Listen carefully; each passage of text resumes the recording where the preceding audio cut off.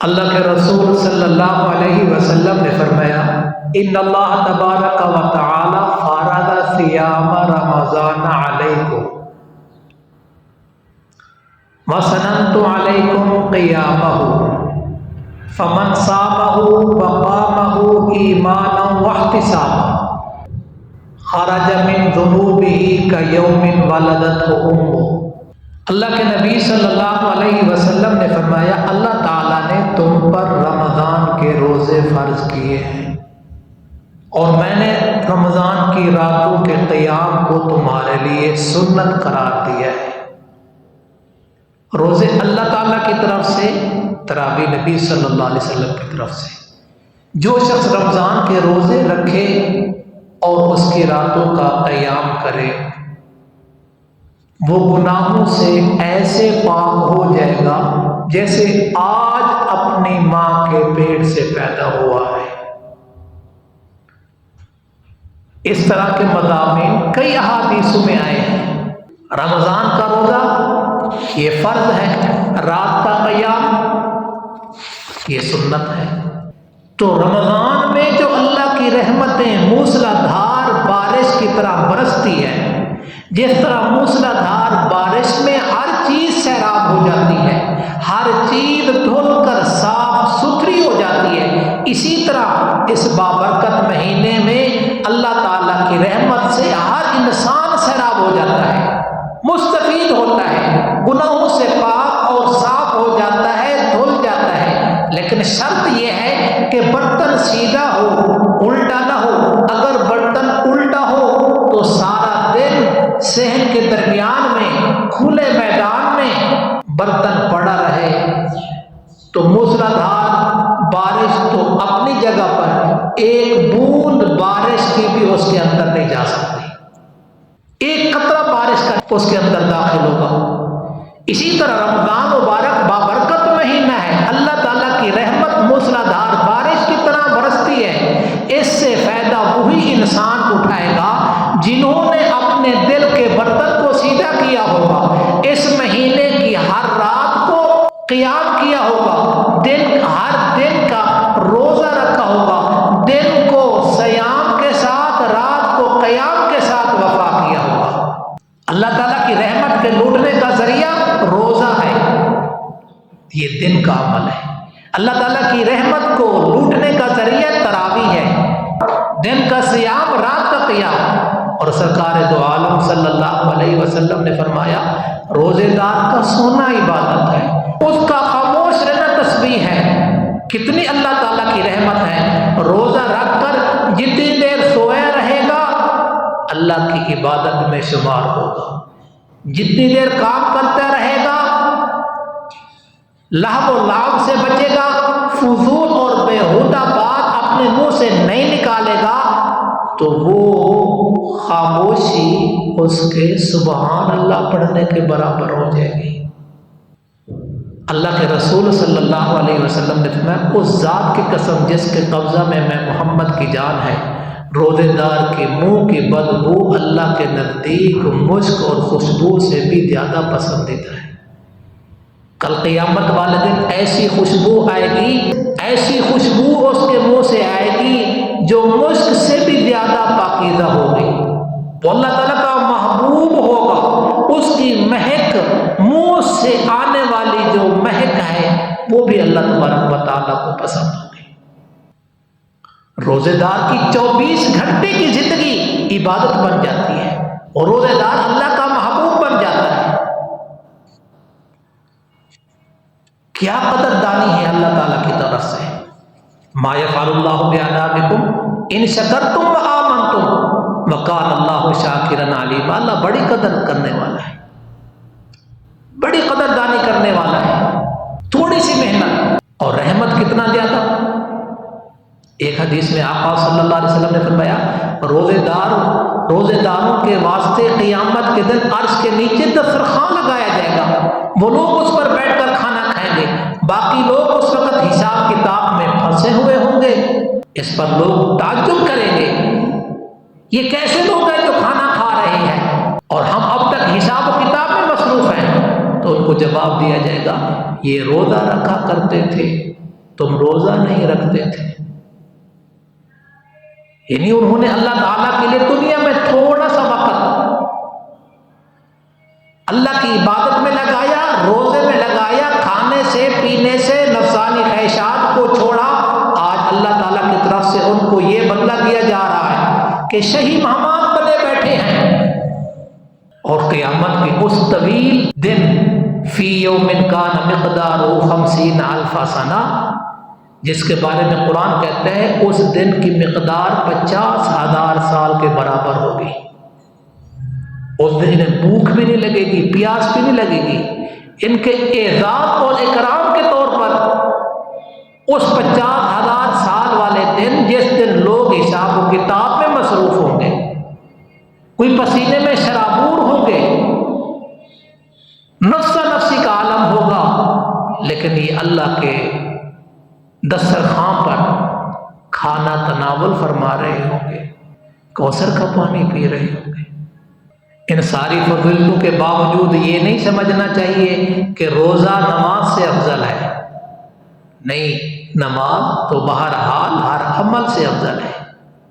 اس کی افضلیت کی یہ بھی دلیل ہے کہ بقیہ احکام الہی جبریل علیہ السلام لے کر زمین پہ آئے. نماز کی باری آئی تو اللہ نے اپنے پیغمبر کو عرش بری کی طرف بلایا.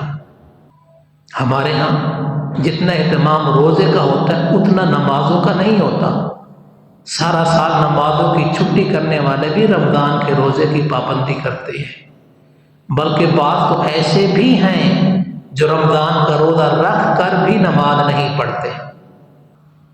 حضرت عائشہ رضی اللہ تعالیٰ عنہ کہتی ہیں خرج لیلۃ من جوف اللیل، ایک دن آپ رات کے وقت گھر سے نکلے، فصلی فی المسجد، آپ نے مسجد میں نماز پڑھی، وصلی رجال بصلاتی، اور صحابہ کرام نے بھی اسی کے ساتھ نماز پڑھی، وہی نماز پڑھی، یعنی آپ صلی اللہ علیہ وسلم کے پیچھے نماز پڑھی. فاصبح الناس، صبح ہوئی، فتحدثوا، لوگوں کو بتایا، اکثر منہم فصلی فصلوا معہ، فاصبح الناس فتحدثوا. پھر دوسری رات آ گئی، لوگ اور زیادہ تھے، پھر نماز پڑھی، پھر صبح ہوئی، لوگوں نے بتایا. فَقَاطُرَ أَهْلُ الْمَسْجِدِ مِنَ اللَّيْلَةِ الثَّالِثَةِ، پھر تیسری رات آ گئی، پھر صحابہ کرام پھر آ گئے مسجد میں. فخرج رسول اللہ صلی اللہ علیہ وسلم، آپ صلی اللہ علیہ وسلم بھی مسجد میں آ گئے.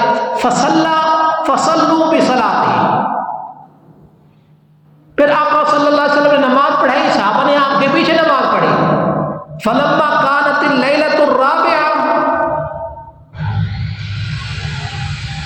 جب چوتھی رات آئی، عجز المسجد من اہلہ، مسجد کم پڑ گئی نمازیوں سے، ان کے اہل سے یعنی نمازیوں سے. حتی خرج الى الصلاة الصبح، نبی صلی اللہ علیہ وسلم ساری رات مسجد میں تشریف نہیں لائے حتیٰ کہ صبح کی نماز کے لیے آئے. فلما قضى الفجر اقبل على الناس فتشهد، آپ صبح کے وقت آئے، آپ نے نماز پڑھائی، جب نماز سے فارغ ہوئے تو آپ لوگوں کی طرف متوجہ ہوئے. اما بعد، اللہ تعالیٰ کی حمد و ثنا کے بعد فرمایا فَإِنَّهُ لَمْ يَخْفِ عَلَيَّ مَكَانَكُمْ،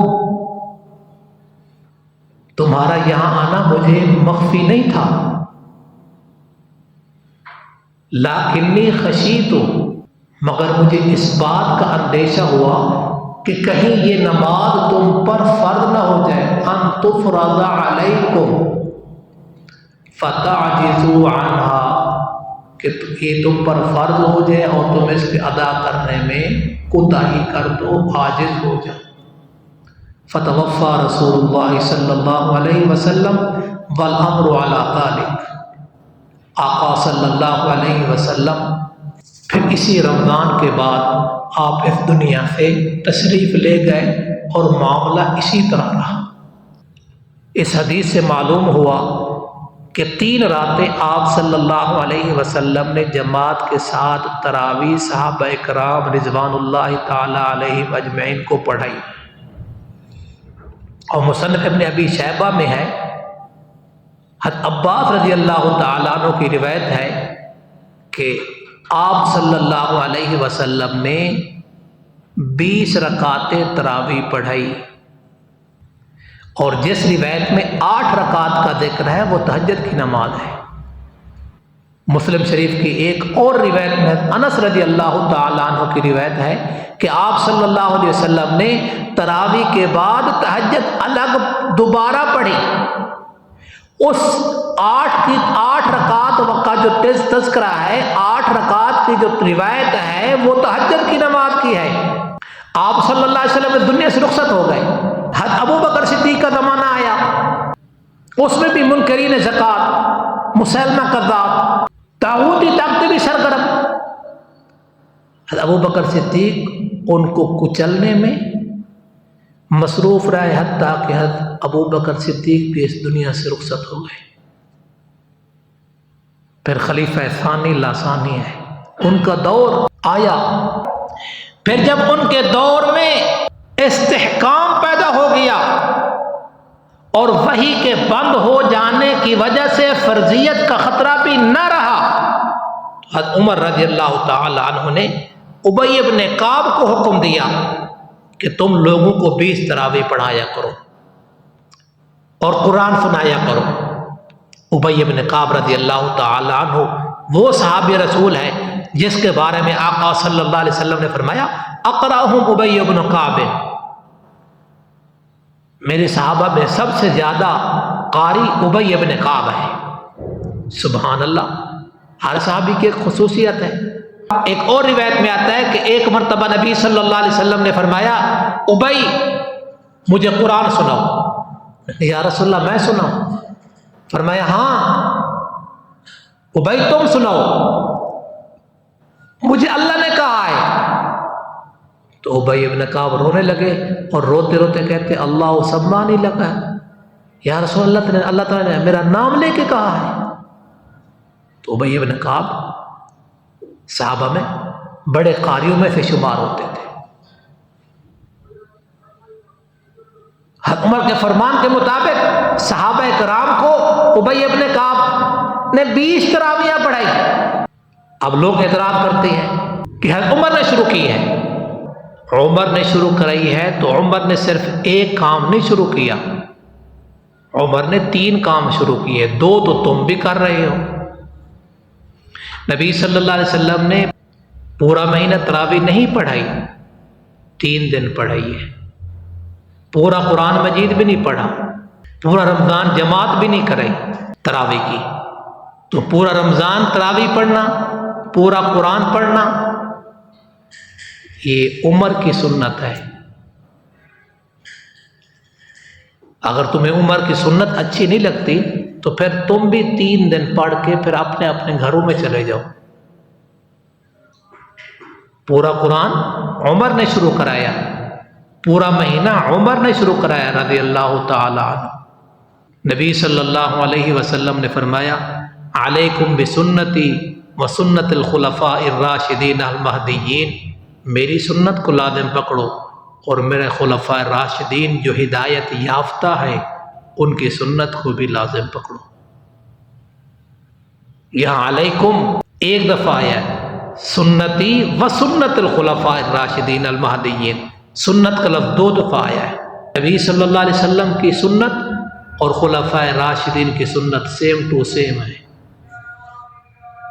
علیکم یہ بتا رہا ہے کہ میری سنت اور میرے خلفاء راشدین کی سنت.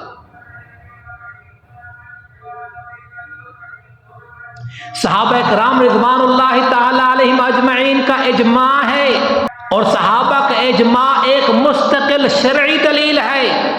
صحابہ کرام رضوان اللہ تعالی علیہم اجمعین کے بعد تابعین، تبع تابعین، ائمہ اربعہ، امام ابو حنیفہ رحمۃ اللہ علیہ، امام شافعی رحمۃ اللہ علیہ، امام احمد بن حنبل رحمۃ اللہ علیہ، امام مالک رحمۃ اللہ علیہ، کوئی بھی امام 8 تراویح کا قائل نہیں تھا. یہ تمام ائمہ اربعہ تابعین تبع تابعین اور صحابہ اکرام 20 تراویحوں کے قائل تھے۔ وہ 20 تراویح پڑھا کرتے تھے۔ دلیل اس کی یہ ہے آج 1450 سال گزر گئے ہیں، یقین نہیں آتا تو حرم پاک میں مسجد حرام میں بھی جا کے دیکھ لو، مسجد نبوی میں بھی جا کے دیکھ لو، وہاں بھی 20 تراویح پڑھی جا رہی ہے۔ ایک تو ہے غیر مقلد، چلو وہ تو ہیں ہی غیر مقلد، وہ تو سارا سال آزادی میں گزارتے ہیں، مگر افسوس ان پر ہے جو سارا سال امام ابو حنیفہ رحمۃ اللہ علیہ کے مسلک پہ نماز پڑھتی ہیں، انہی کے قول اور طریقے کے مطابق نماز پڑھتی ہے، ان کے فتوے کے مطابق زندگی گزارتی ہے، مگر جب رمضان مبارک کا مہینہ آتا ہے تو اپنی نفسانی خواہشات کی وجہ سے تراویح 8 شروع کر دیتے ہیں۔ پھر 8 پڑھ کے کیا کرتے ہیں؟ جا کر ٹی وی دیکھتے ہیں، گپ شپ لگاتے ہیں۔ کتنے بڑے خسارے کی بات ہے۔ یہ تو مہینہ اللہ کی رحمت کے لوٹنے کا تھا، یہ راتیں تو جاگنے کی تھی، ان کو ضائع کر دیا۔ کبھی سوچا ہے ایک رکعت تراویح کی، رمضان کی تراویح کی ایک رکعت پر کتنا ثواب مل رہا ہے؟ جب رمضان مبارک کی پہلی رات ہوتی ہے تو آسمان کے دروازے کھول دیے جاتے ہیں، ان دروازوں میں سے کوئی دروازہ رمضان مبارک کے آخر تک بند نہیں ہوتا۔ ایسا کوئی مسلمان نہیں جو نماز پڑھے رمضان کی راتوں میں سے کسی ایک رات میں، تو ہر رکعت کے بدلے اللہ تعالیٰ اس کو 2500 نیکیاں عطا کرتا ہے۔ ہر رکعت کے بدلے ایک مکان جنت میں سرخ یاقوت کا بنایا جائے گا۔ تراویح کے علاوہ ایک اور ایسا عمل ہے جو صرف رمضان کا ہے، وہ امام کے ساتھ وتر با جماعت پڑھنا۔ جو 8 پڑھ کے چلے جاتے ہیں وہ جماعت سے وتر بھی نہیں پڑھ سکتے، کہتے جی عمر کی بدعت ہے۔ لا الہ الا اللہ۔ جب حضرت عمر نے ابی ابن کعب کا 20 رکعتیں پڑھاؤ، ابی ابن کعب نے جب 20 رکعتیں پڑھائی، عمر نے بھی پیچھے پڑھی، عثمان نے بھی پیچھے پڑھی، علی نے بھی پیچھے پڑھی، عشرہ مبشرہ میں سے بھی کچھ صحابہ تھے انہوں نے پیچھے پڑھی، اور سب سے بڑی بات نبی صلی اللہ علیہ وسلم کا حجرہ جو روضہ رسول ہے، اب اس حجرے میں حضرت عائشہ رضی اللہ تعالی عنہا بھی تھی۔ نہ حضرت عائشہ نے اعتراض کیا، نہ صحابہ نے اعتراض کیا۔ آج 1450 سال کے بعد ایک اجمی فنکار اٹھتا ہے اور کہتا ہے نعوذ باللہ یہ عمر کی بدعت ہے۔ میں سوال کرتا ہوں، کثیر صحابہ کرام ہیں، ان میں سے کسی کے دل میں خیال نہیں آیا عمر؟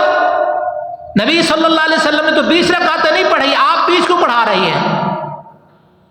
یہ اس کو یوں سمجھاتا ہوں، یوں کہتا ہوں، صحابہ پڑھ رہے ہیں، عمر 20 کا کہہ رہے ہیں، تو کیا خیال ہے نبی صلی اللہ علیہ وسلم نے 20 پڑھی رہوں گی رکعتیں؟